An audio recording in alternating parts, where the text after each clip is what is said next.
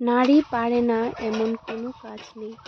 নারী চাইলে সংসার ভাঙতেও পারে, নারী চাইলে সংসার করতেও নমস্কার পারে। বন্ধুরা, আমি আসাম থেকে স্বপ্না। আমার আবার একটু নতুন মিনি ব্লগে তোমাদেরকে স্বাগতম। একটি নারী চাইলে কিন্তু দুঃখেতেও নিজেকে মানিয়ে নিতে পারে, আবার সুখের সংসারও নিজেকে মানিয়ে নিতে পারে। সম্পূর্ণটা একটা নারীর উপরে ডিপেন্ড করে তার শখের মানুষটার উপর। সেই শখের মানুষটা তাকে কেমনভাবে রাখছে তার উপর ডিপেন্ড করে নারীটার সংসারে টিকে থাকা। তো যাই হোক, আজকে দেখো সকাল সকাল উঠেই কিন্তু একদম কাজে লেগে পড়েছি।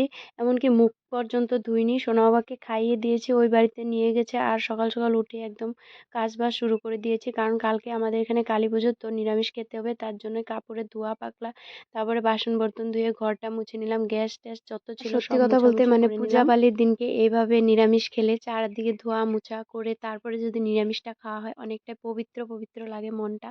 তাই কিন্তু আর ঘর বাড়িটাও অনেকটাই পরিষ্কার পরিষ্কার লাগে, নিজেকেও অনেক পরিষ্কার লাগে। এমনিতে তো রোজই কাপড় কাচাই হয়, কিন্তু ঘর বাড়ি এত মুছামুছি করা হয় না। তো আজকে নিরামিষ খাবো যেহেতু, তার জন্য একদম সম্পূর্ণ ধোয়া পাকলা করা হয়েছে। তো দেখো, স্নান টান সেরে আমি এসে পড়েছি। এসে কিন্তু মুগ ডালটা আগে বসে জিজ্ঞেস করলাম কি রান্না করবো। তারপর ও দেখো এই পাতাগুলো এনে দিয়েছে। এই পাতাগুলো চিনতে পারছো? এগুলো হলো ভাদাইলতা পাতা। তো এগুলো বড়া বানাতে বললো, আমি বললাম না, রাত্রে বানাবো। তারপর দেখো আমি বেগুন তুলে আনলাম গাছ থেকে, বেগুনের বড়া, আলুর বড়া, আর বানালাম মিষ্টি কুমড়ো বড়া আর মুগ ডাল। কাজ সেরে রান্না বান্না করে খেতে বসা আমার একদম 1টা বেজে গেছিল। তো ভাত খেয়ে এতটাই শান্তি পাচ্ছিলাম, এর মাঝখানে কিন্তু সোনা বাবাকে স্নান করিয়ে খাইয়ে ঘুম পাড়িয়ে নিয়েছি। তো আমার মিনি ব্লগ কেমন লাগে, যদি ভালো লাগে লাইক করে দিই।